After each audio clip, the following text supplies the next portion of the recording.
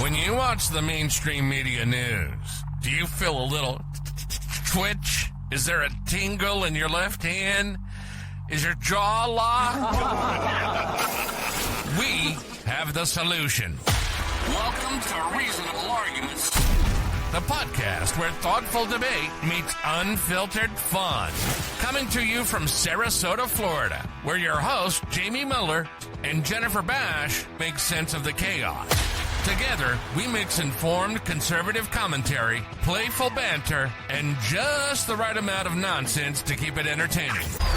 This is Reasonable Arguments, and now your hosts, husband and wife duo, Jamie and Jennifer. All right, so we are back, and Hey, babe. Hey. How you doing? Good, how are you? So let's unpack. I want to start this episode by saying that, just because, and I'm speaking for myself, I'm not speaking for you, but just because I voted for Trump doesn't mean that I agree with 100% of everything that he does. Like, I feel like that's what people think, is that, since I voted for him, that I agree with everything.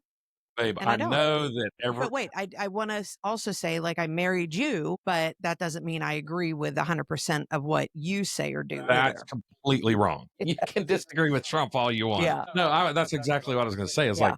like, as much as we get along and we always kind of come to, a fair conclusion. Yeah. That doesn't mean we always start out agreeing. Right. Right. Right. And so I think that's fair to say, we post something about Trump or we talk about something on the podcast and people just think that, oh, well, no matter what he does. Now, I tend to be a little bit more Machiavellian about it because I'm more of a political operative. Yeah. And we've had this discussion where we've talked about, like you mentioned that you think Hegseth might be outside of his breadth. I think he should be fired. Right. Yeah. So I say, no, he should not be fired because Democrats will never stop calling for people to be fired. So while you may be right, and I'll certainly grant you that, politically, it's completely wrong thing to do. Okay. And so I tend to, that's one thing that makes this podcast so great, I think, is that you're like, hey, this is what should happen. And I'm like, well, you have to look at it in the prism of politics. Right. And so, and every action has maybe not an equal and opposite reaction, but none of this happens in a vacuum. Right. You don't just fire Pete Hegseth and be like, oh, well, that's the end of that chapter. It's gone. That's not how it works. No, I get it. I mean, I don't get it. I mean, I understand that, the back. But that's what makes this Yeah. podcast so good.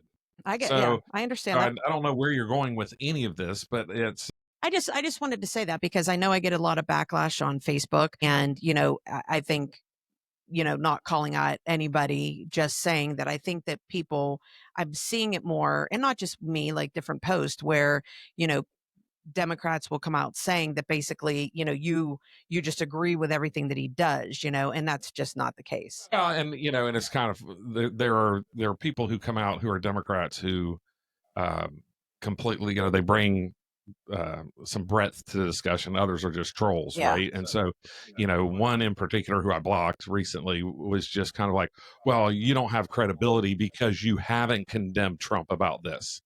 And I'm like, well, it's not my job to condemn Trump. Right.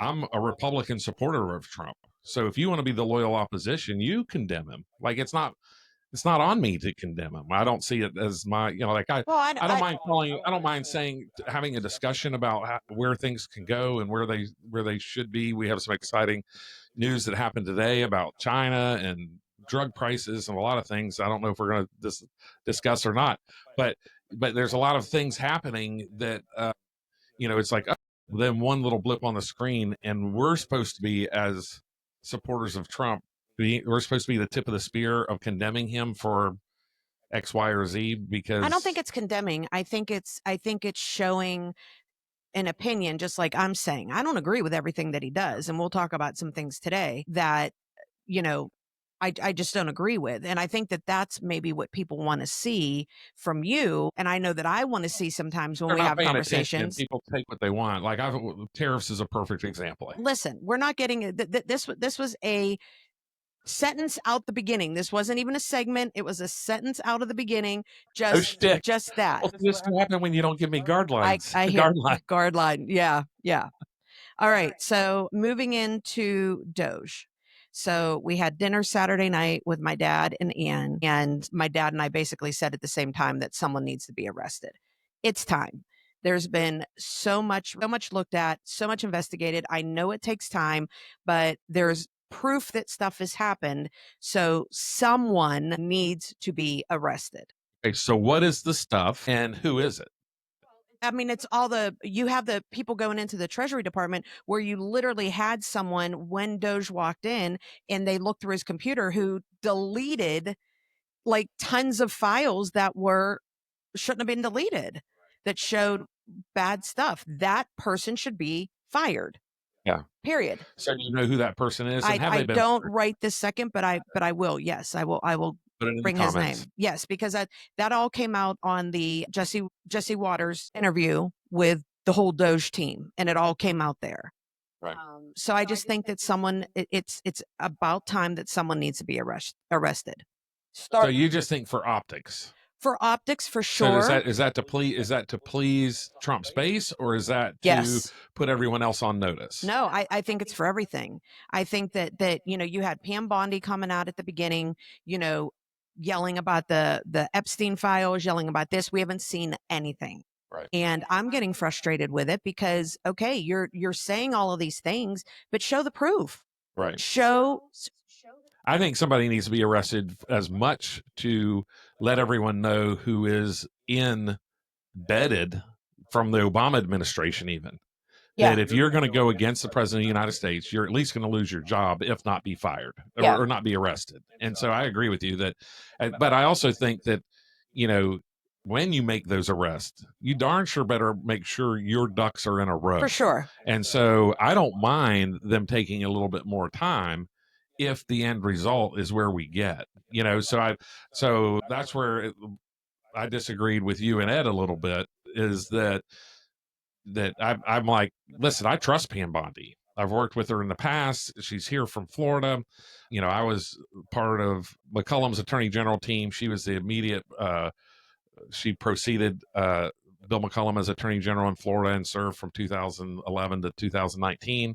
She was a very good attorney general here. I think she's likely doing great things. I don't know that she's as public with those things. I mean, there's a lot of people who are condemning her, quite frankly, because she took some bait on the Epstein stuff. Oh, it's on my desk, we're going to release it. And then she released basically what was already out in the public. And so she had some egg on her face. So number one, if I was in that position, that's not happening again. And if she were relying on me for counsel, which she isn't, but if she were relying on me for counsel, I would suggest to her, get your ducks in a row. You do not she cannot afford to have another Epstein episode.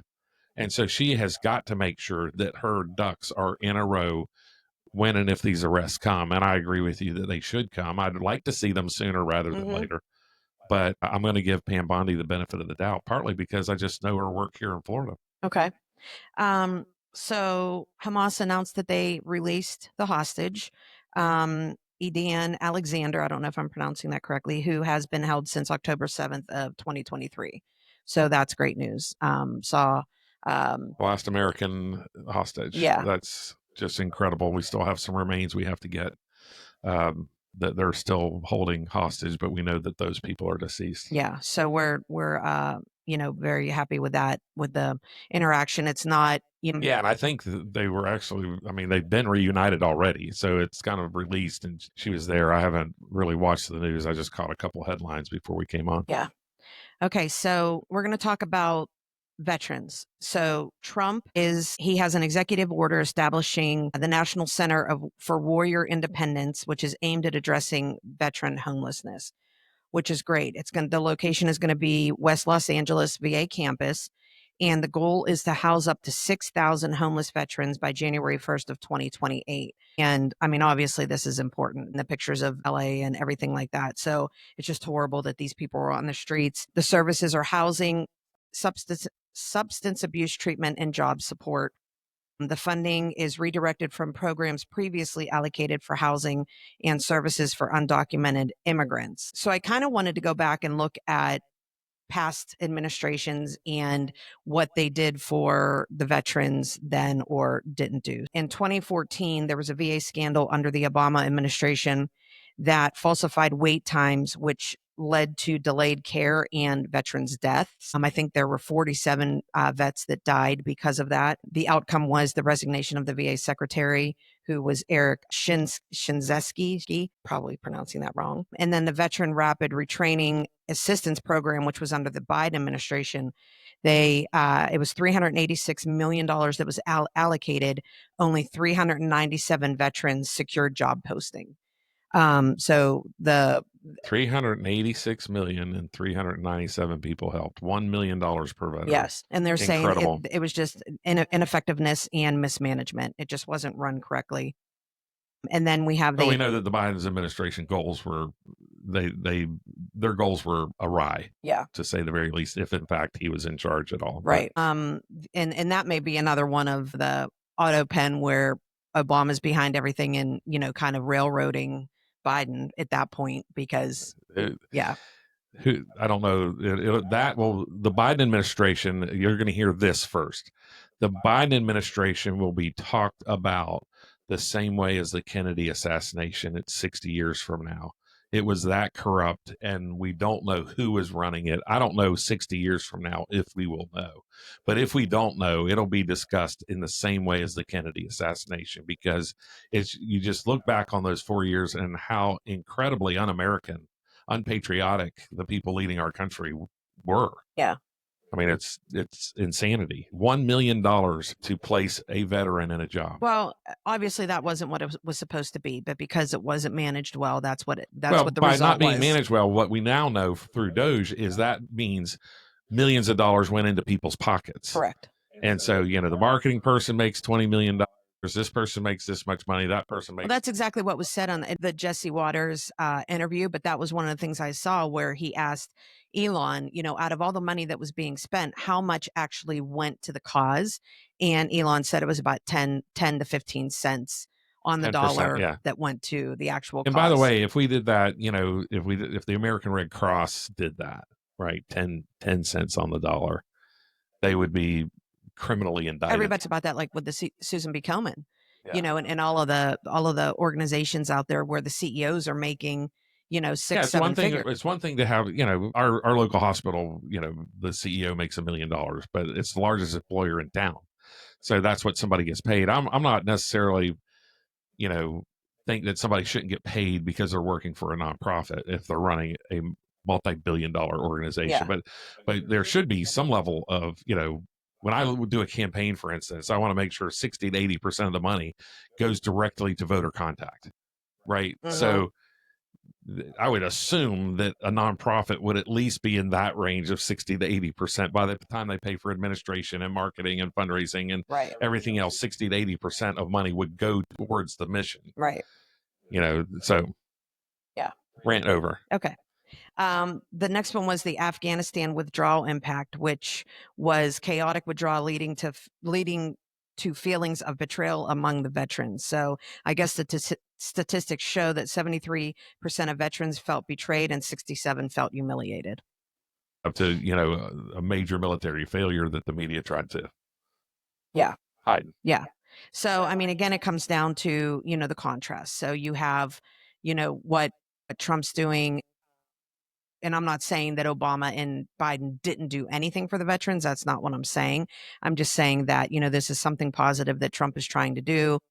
Of course, I'm sure somehow it'll be turned around in a negative, but I think that we still need to look back and see what happened in the past to just show that, this isn't the first go round for anything. Right. So, well, I think it's interesting. I think it's, to have 6,000 people housed in one spot, number one, you're bringing those folks together. It probably brings some level of camaraderie, but it's going to have its own share of problems. Sure. And so, homeless vets tend to have, emotional issues, physical issues, all the things. Yeah. And, so I commend the Trump administration for trying something unique and trying to do it there in Los Angeles. Yeah. Okay, so we're going to talk about Trump's prescription for drug prices, which is amazing, right? So this is basically, Big Pharma is going to have to brace themselves, right? Because Trump is signing an executive order that aims to slash prescription drug prices up to 90%. They want us to pay basically what everybody else is paying. So, if someone else is paying $3 for this, we should only be paying by somebody $3. else. You mean Other countries, other areas, whatever it may be. So the U.S. drug prices will be capped at the lowest price available in comparable developed countries. They have a 30-day compliance. So pharmaceutical companies have 30 days to adjust prices or face regulatory actions, including potential antitrust investigations, and they'll have their drug approvals revoked. Targeted savings, the administration projects significant reductions in drug costs, potentially saving consumers and the government trillions over time. The stock market today, we saw initial declines in the pharmaceutical stocks, which were followed by rebounds because, the investors are skeptical and wondering how this is actually going to roll out and if it can. Yeah, so there's a couple things. So this is kind of a double-edged sword type of thing for me, just because, I'm always leery when government is setting prices. Period. The end. When government steps in and sets prices, it's but that's Medicare and Medicaid. Right. So, but that's part of the problem too, is that the federal government is paying so much through Obamacare, Medicare, Medicaid, such a high percentage. I'd love to know what that percentage is, but a huge percentage of medical costs in this country that it almost now, it's one of those things where now do you argue for government pricing? So, and then where does it stop? Is it, now you're going to regulate every single x-ray, every single price, every single thing, and take the free market completely out of, we've been arguing that, we said that's the problem with Obamacare, is you're going to take the free market out of it. But at the same level, we know that pharmaceutical companies, and I think the other chilling side comes on the research side. Pharmaceutical companies are profitable. They should be profitable. They have to be, but if we take that profit away from them, how much do pharmaceutical companies continue to research and develop, world, health changing drugs, that are having people live into their 80s living healthy into their 80s, 90s. Well, I don't know if it'll actually work like that, because the pharmaceutical companies are still going to make a profit, because you have what companies are buying the drugs for. Then you have the companies raising the prices for whoever they sell it to. And then the way that insurance companies work is they have a usual and customary charge based on demographic, based on area, based on whatever it is. So you have someone who, let's say aspirin's in the hospital. One hospital could charge $1 per aspirin, where, you have New York or California or whatever that's charging $15 per aspirin. So you have those bumps in prices too. So I still think the pharmaceutical companies are going to still make a profit.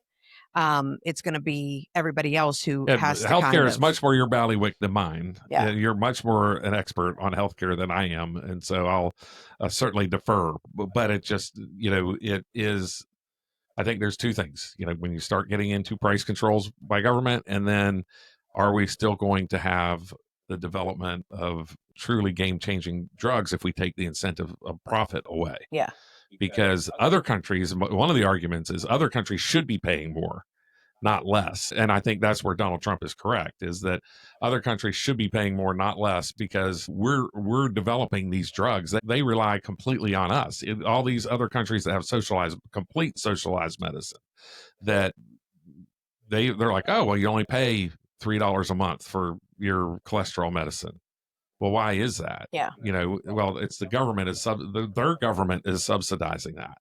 And so why are we paying for that subsidized care for a foreigner? Right. Which is what's happening. So that, like I said, it's a double-edged sword. It's another one where I'm going to defer to President Trump and say they've studied it more than I have. Yeah. And let's see how it works. But it's something we could be discussing a lot about in years. I'm sure we'll be discussing a lot for years to come. Yeah. And, obviously the implications could be that the legal battles, the legal hurdles is the executive order may face legal challenges from pharmaceutical industry and other stakeholders. And, it does come back to the socialized medicine. Is it going to just be that type of thing? So the only way socialized medicine works in these other countries is because our medicine is based on profit. Yeah. And so they are using that, they use that to have this socialized medicine and feel great about themselves. And those politicians use that to stay in office. And so it's another example of how Americans are providing the lifestyle for people around the world. Yeah. It's just a microcosm of things we've talked about from the beginning of this podcast. Yeah. Okay. So we're going to now go into cutting Medicaid. So, and I struggled with this today. I really didn't want to talk about this today, but it's news that's happening. So the GOP proposed Medicaid cuts tied to the Trump tax bill. So House Republicans just unveiled a plan to slash $880 billion from Medicaid over 10 years. The goal is to help fund the $4.5 trillion in Trump-era tax breaks. The proposal is work requirement is 80 hours a month for able-bodied adults without dependents, or they can do community service. Pandemic-era 5% Medicaid boost, cap state provider taxes, which is a big blow to states that expand Medicaid. The impact is, they're saying, could be 8.6 million could lose coverage, cuts major savings, $715 billion from health, but potentially leave vulnerable populations high and dry. So the reactions is the Democrats say this is cruel and reckless. They warn of hospital closures and premium spikes. The GOP is split. Hardliners are saying we need fiscal discipline. Moderates are saying you're going to cost us the reelection, basically. So, are we prioritizing tax cuts over healthcare? We have to show leadership. And so, Republicans will not get reelected to, especially the U.S. House, will not hold the majority in the U.S. House in 2028 unless they show leadership. Americans will follow leadership. And so, if you are weak on these issues, if you're weak on the economy, if you're weak on balancing the budget, Republicans are going to fail in 2028. And now the Senate's a different issue just because the math is different. There's really only 3 opportunities for, we can get into all that about how the U.S. Senate is very likely to stay Republican. But you can't just sit there and say, oh, well, we're not going to show leadership and we're not going to try to balance the budget. We're not going to cut costs. We're not going to cut taxes. We're not doing these things. And, people expect those things from Republicans and they need to deliver. And, when you start talking about 8.6 million people may lose coverage. And if you're one of those 8.6, it's devastating. And I get it. And so there's hopefully some other programs that you can get. But what we also know is that, massive fraud exists in here. 8.6 million is about 60% of the population that Joe Biden allowed to come into our country illegally in just 4 years. So when Democrats say, oh, 10 million people, 20 million people coming across the border is no big deal, they're being hypocritical when they're making 8.6 million a huge deal. Yeah. And so I was surprised when you said that number.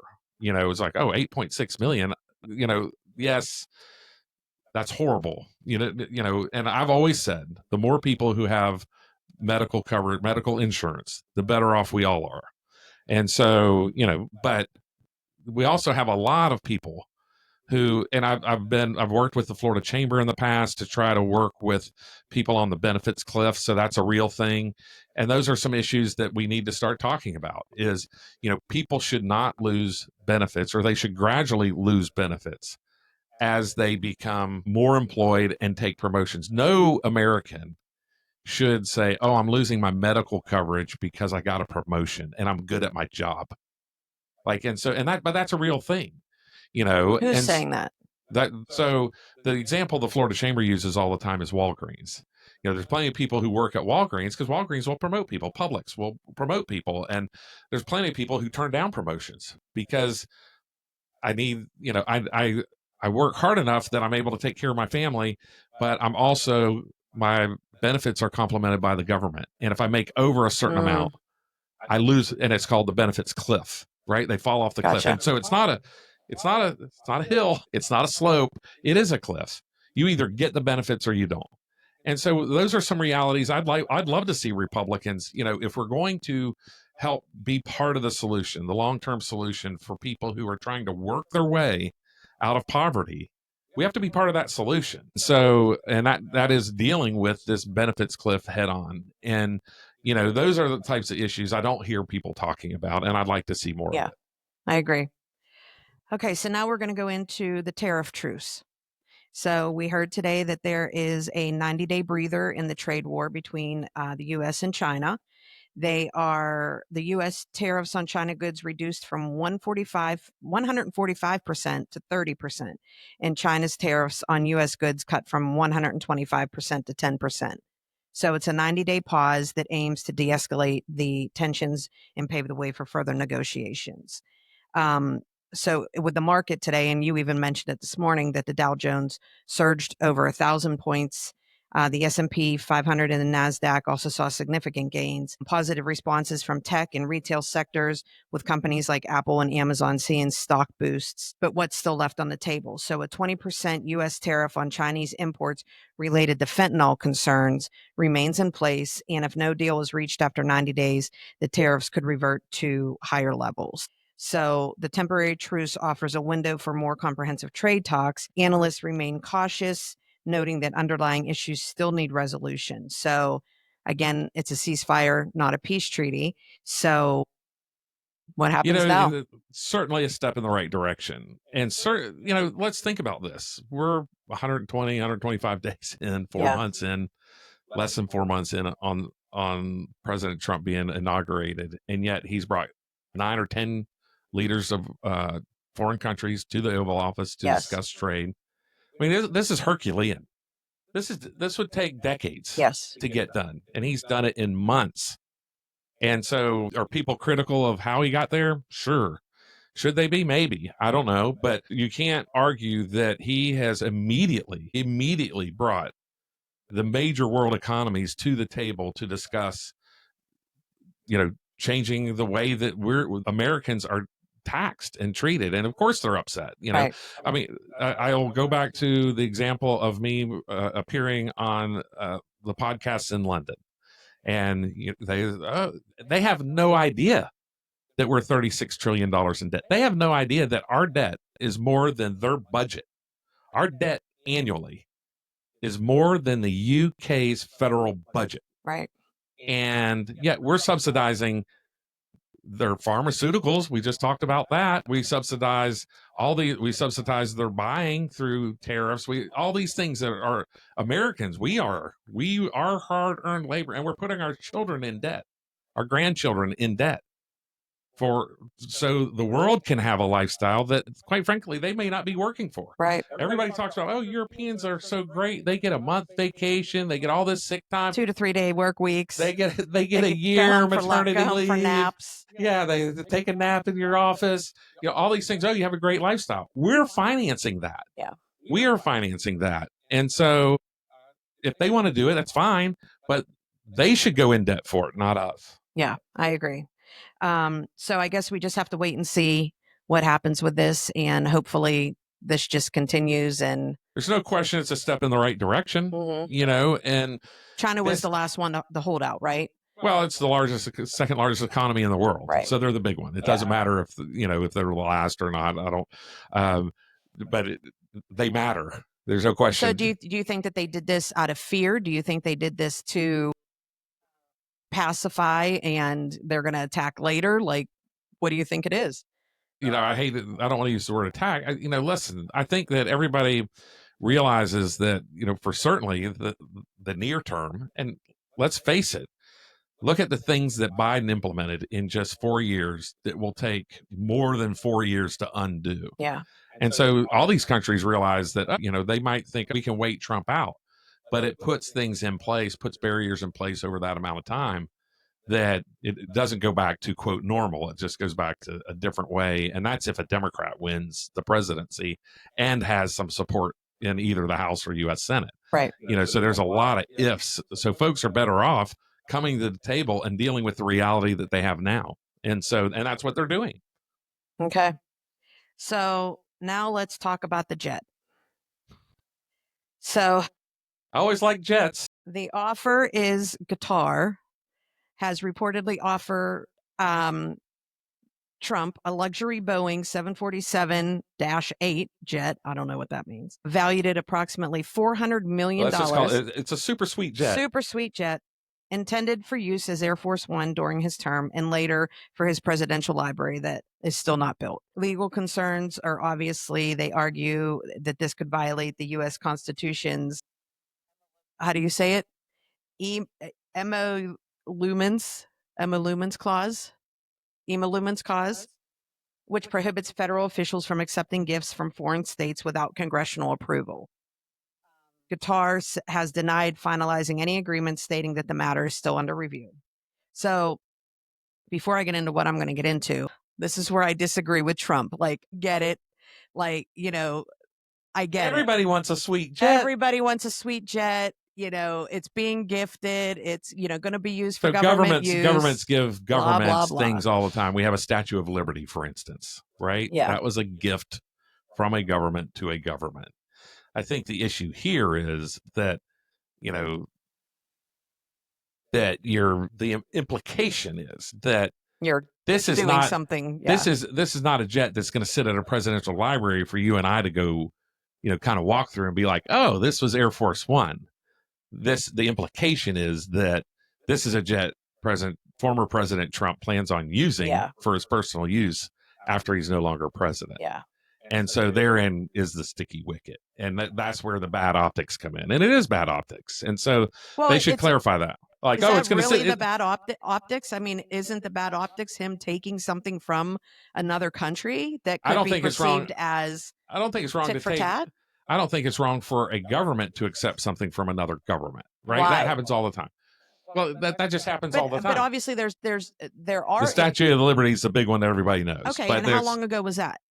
Whatever it was, 150 years ago. 150 years ago. Okay, so, but nowadays, I'm guessing the world is very different. The world is very different, right? So you're accepting gifts from, you can't do it in healthcare. It's called a kickback. You can't do it, right? You can't, let me give you a gift, you give me a referral. The problem is that it's seen as a gift to him personally. And that's the line that seems to be crossed here. Yeah. It's not given to him personally right now, but it's going to be yours to use forever. And, then it becomes like, okay, does it belong to the presidential library and it becomes part of a museum? Or does it get bequeathed to the children? Yeah. I don't know the specifics of it, but you and I could ramble down a lot of conspiracies right here. We've already done a couple of why this appears bad. And, well, you just shouldn't take a plane. Especially on the heels of him, whether he or not himself did the AI image of him as the Pope and all of this stuff over Easter, Well, FDR gave planes to the Kingdom of Saudi Arabia, back in the late 30s or early 40s, to help Saudi Arabia Airlines get started. Well, why was that? So there's reasons that you do it, but it's FDR didn't give them. Yeah. Well, they weren't his. A government gave to another government. Yeah. And so I don't know the specifics enough to really be critical. The optics, the way they're being presented, certainly appear bad. But like you said, the big line that you said is Qatar hasn't finalized an agreement to do this yet. No. And the devil's in the details. Right. So and everybody's running with it. So and I think I honestly don't have a problem if they're like, hey, we're going to give you this plane. You can use the Air Force One if you want. And when you're, let's build your presidential library and this is going to be part of the museum. So the American people can walk through an Air Force One and see what it's like. And if that is in fact the case, I have zero problems with it. None. I think we talked about this morning as far as, this story is overshadowing the tariffs, overshadowing the hostage deal with release, China, everything. So, it's just kind of sad how that happens. But of course, I go down the rabbit hole of what did the Dems do back in the day? Let's hear it, right? So Qatar, I guess, just wants to give money away all the time. Let's send them our address or let's send them an invoice. Right, exactly. See if they send us a bill. So they actually gave the Clinton Foundation $1 million gift that was supposed to be for Bill's 65th birthday, but they did accept it as a $1 million donation in 2011 when Hillary was Secretary of State without informing the State Department, despite a prior agreement to disclose such contributions. Additional foreign contributions to the foundation received significant donations from other foreign governments, including Saudi Arabia, Kuwait, and the UAE during Clinton's tenure, raising concerns about potential conflicts of interest. The Obama campaign, the FEC fine in 2013, President Obama's 2008 campaign was fined $375,000 by the Federal Election Commission for failing to properly disclose donor information and for accepting donations that exceeded legal limits. And then you have the IMBD scandal, which was rapper Praz Michelle or Michael, I can't remember how it's from the Fugees, testified that he received $20 million from a Malaysian financier, Joel Low, whatever his name is, to help him get a photo with President Obama. How much? 20 million.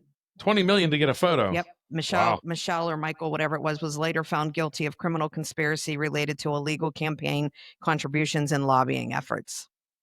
And then Biden administration, the Act Blue, which we talked about on one of the podcasts, donations irregularities in 2024, internal documents revealed that Act Blue, a major Democratic fundraiser platform, had relaxed its fraud prevention measures, leading to an increase in suspicious and potentially foreign donations. And Gaurav Srivastava donations, the Biden campaign and the Democratic Congressional Campaign Committee froze donations from Gaurav Srivastava, whatever it is, after allegations surfaced that he misrepresented his identity in the source of his funds. And I am going to put all of the links to this. Why are you looking like that? Why do you have that look on your face? I was just wondering if we should just put the name that up we there. Should. Yeah, just put the spelling up there. Okay, then we can do like a little Sesame Street, Gora, Gustafas, whatever it is. And then we can put whatever it is in parentheses. Yeah.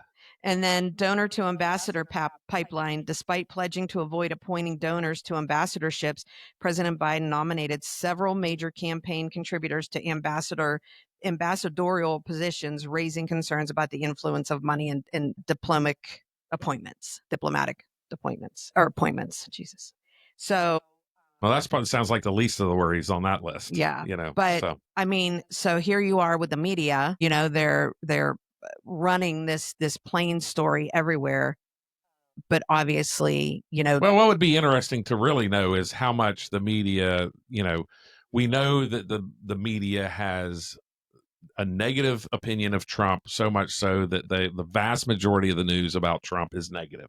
60 like 80%. 80, yeah, like 89%. And so the vast majority is negative about Trump. So the question becomes, while you can find that on Google, how much were all those things reported at the time and became political liabilities for, let's say, Hillary Clinton and the $1 million donation when she was, was it obviously was reported. Yeah. But was it this drumbeat of negativity? Right. Over and over and over. And that Trump is facing. My guess is that it was not, but it would be a guess. Well, it's so I use this app that, and I'll put a link to it in the podcast too, where it has all the news stories and you can pick like who you want to follow and stuff like that, but it gives like today's news, government news, things like that. But it gives you everybody who has reported on it and whether it leans right, leans left, or center. So I use that a lot to see, and I always look at the center. I never go either way, but it literally gives you the sources of who is reporting on it and where they lean. So it's really interesting to use. And like I said, I'll put the link in the show notes, but it's just neat to see. Yeah. The bias. The bias for sure. Yeah. And everybody's like, oh, there's no bias. This website actually, or this app even actually goes into it, does the bias breakdown. Yeah. So it is kind of interesting to look at. So obviously the ethical implications of accepting gifts is, how is it being used and all of that, which we talked about. And I think it comes back to who owns the asset. The presidential libraries are kind of this little, slush fund for former presidents, it seems, but they all have one and everybody seems to be okay with it. It's all right, whatever. So Trump will have one. The question is, does the plane become a family asset or does it become a library asset? Yeah. Is it going to be in use? Yeah. Who gets to use it after President Trump is deceased? Who's paying to maintain it if it's going to stay in use? What about just the safety of it? Like, do you take a plane from another country? Well, is it safe? You would assume that Homeland Security and the FBI or whoever does those things for Air Force One would do those things, of course, help. right? I mean, but you would wonder now, like just thinking just crazy, like what if just one panel of the plane is a GPS device, right? And you can't tell, right? And it's obviously it wouldn't be something that would happen like the day after he took possession of the plane. Yeah. Let's wait a year. We could wait a year and a half. Turn it on. Yeah. So I'm sure there'd be millions of people that would be happy about that, but but I don't know. So I have to assume that the people on our side are as smart or smarter than the people who are. It's always everybody's trying to build a better mousetrap, right? That's the the foreign espionage game, so to speak. It's just everybody's trying to gather information and get it. And so, do you take a plane from a foreign country and call it Air Force One? Yeah. Well, and maybe that's what we end today's show with is that, do you accept a plane from government? Let's word it this way. Do you agree that governments can gift other governments toys? Sure. I mean, we'll put that question out there. I mean, I think that we give people planes all the time, whether we subsidize it or whether it's our excess F-15s. But are you giving it to the leader of the government? Isn't that the difference? Is it, in some of these countries, what's the difference between the leader and the government? Zelensky, for instance, hasn't had an election. So are these things, if he wanted one, could he keep it? Right? It's such a gray area. I'm asking the question. I don't have the answer. I just don't think it should happen.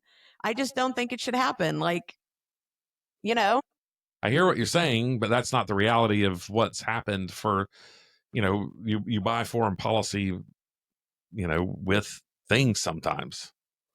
So that's exactly what you're saying.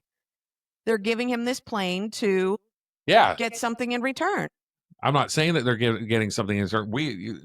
It could be as much as goodwill, right? Like that's what we're doing all these things. Supposedly we spend all this money. We're in $36 trillion in debt to create goodwill in the world. And to me, it's been squandered. I want to look more into Qatar because obviously they have a lot of money. Oh, for sure. That they are throwing around and it's an oil country, giving right? to whoever. Whoever will listen. So, I mean, are they the smart ones? Are they? By next week, ladies and gentlemen, this podcast brought to you by the country of Qatar. I mean, it's just we're looking for another advertiser. It's just crazy that they're just throwing money around like who's ever in office. Here, Bill. Here's $1 million for your 65th birthday. Like, right. Come on. Right. Come on. Well, we're awfully proud. We now have 2 advertisers. Yes, we do. And you can see them on our Substack. I know you introduced one today. So we want to thank our 2 advertisers, Burn Bear Coffee and Wealth Gen Advisors. How about if I just handle the advertising part of it? So here's something I would like to ask all of our viewers, everybody, because I am speaking at the Republican Party of Florida's quarterly meeting this Saturday, and I would like you to come. And I know you don't want to. And so I want everybody who wants to see Jennifer to like this episode. Like this episode. Right Hit out. the like button, subscribe Getting cut to out. get Jennifer to come to the speech on Saturday. Is that how you want to end this show? Because I'm cutting all of that out. That was a great plug. No, it was for who? To get people to like the podcast. Nobody gives a shit whether or not I'm at the Republican meeting. Let's play all of this and see what happens. Hit like and subscribe to get Jennifer to the Republican Party meeting. My God. All right. People do get this far, I think. Is that it? Anything else? Take us out, Jennifer. All right. Thanks for joining us, and we will be back soon.